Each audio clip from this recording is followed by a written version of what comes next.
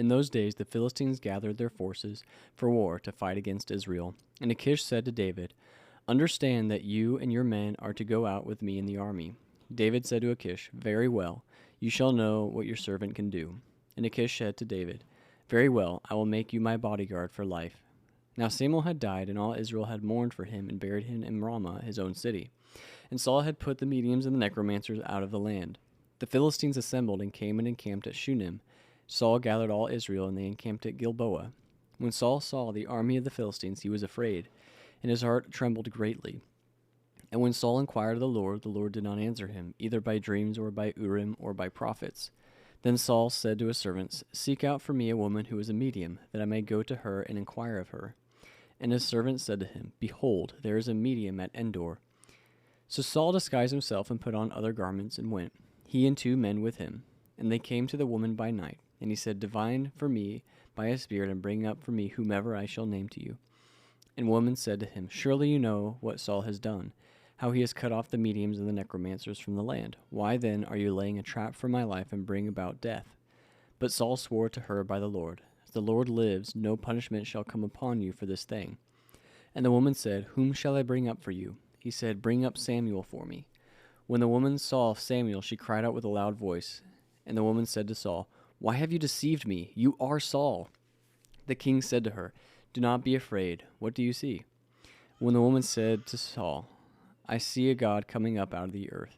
He said to her, "What is his appearance?" And she said, "An old man is coming up, and he is wrapped in a robe." And Saul knew that it was Samuel, and he bowed with his face to the ground and paid homage. Then Samuel said to Saul, "Why have you disturbed me by bringing me up?" Saul answered, "I am in great distress, for the Philistines are warring against me, and God has turned away from me and answers me no more, either by prophets or by dreams. Therefore I have summoned you to tell me what I shall do."